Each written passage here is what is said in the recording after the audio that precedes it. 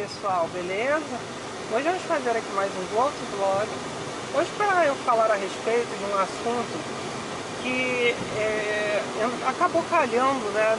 Uma daquelas perguntas do primeiro comparativo que eu fiz aqui, que foi a respeito dos SUVs compactos. Eu achei interessante reavivar esse assunto. Eu falei já disso em 2016 com o Clio. Eu acho que é interessante a gente voltar a falar e explicar ele nos dias de hoje. É um assunto super atual e bastante interessante, que é a respeito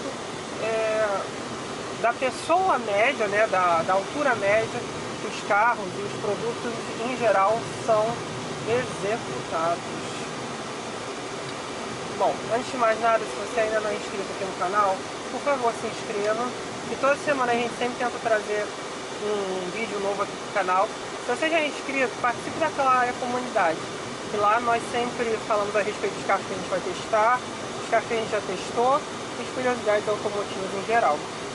Então, existe muito uma questão da altura média, né? Hoje a gente tem muito em voga a questão dos SUVs, né? E até mesmo carros comuns como sedãs, hatchbacks, né? Eles têm a tendência a virem com um ponto H bastante elevado. O que é o ponto H? É onde você coloca, se você se senta, né? Os assentos estão muito elevados, né? Você relembra primeiramente o Onix Joy, né? O Onix de entrada, que foi o Onix padrão, né, de linha por muitos anos. Ele tinha um ponto H super elevado mesmo quando você abaixava o banco por completo. Por quê? Para dar aquela impressão de visão na dianteira. Muita gente vai achar e vai falar: ah, é porque agora é bom você dirigir o carro mais elevado que você consegue enxergar. Em parte é isso. Mas tem um segundo lado, que todo produto feito na indústria, ele é pensado para uma pessoa de uma altura média de 1,75 m. Ele é pensado para o homem médio de 1,75 m. A posição de dirigir hoje influencia? Tem a tendência de você querer dirigir alto? Tem também. Mas também começou a se ter um acesso às mulheres ao mercado de automóveis muito grande. As mulheres, elas respondem pela maioria da população no Brasil, mas mesmo assim elas são menos representadas em tudo. Inclusive no projeto de um carro, mas isso é mundialmente dizendo, né? O carro, ele geralmente como eu disse para vocês, ele é pensado, ele é desenhado para aquele cara de altura média de 1,75 m, para o carro padrão, né? Ele é feito e desenhado dessa forma. O interior, a altura do assento, toda essa padronagem. Então, as mulheres geralmente têm aí a média de 1,60 m, 1,65 m, que é muito mais baixo do que um homem. Os SUVs trouxeram para as mulheres a posição de dirigir que os homens sempre tiveram, né? Um pouco mais elevada por conta da formatação do corpo, né? Principalmente com essa tendência do carro mais elevado, isso tem sido muito bom para a mulher, porque ele traz a posição que é padrão para nós homens, né? Para o corpo masculino. Então ela tem a mesma visibilidade. As mulheres, obviamente, por elas terem uma altura menor, elas também vão ter braços que são menores, pernas que são menores. Então o banco também, ele passou a ter um tipo de projeto que ele puxa mais para frente. E com isso entrou uma outra parte que ela não era muito pensada, que são os airbags de duplo estágio. Que é que a maioria dos carros, a partir dos intermediários, eles têm uma balança no banco. Por exemplo, aqui no Peugeot tem duas balanças, né, na dianteira. Apesar da balança do passageiro não indicar que não colocou o cinto, né, mas a balança ela serve para indicar o peso de quem está sentado no banco e a intensidade que o airbag tem de disparar quando essa pessoa estiver sentada no banco do carro. E o que acontecia? Geralmente as mulheres sentam muito mais próximo do volante do que o homem, por conta dessa questão de serem menores nos braços e nas pernas.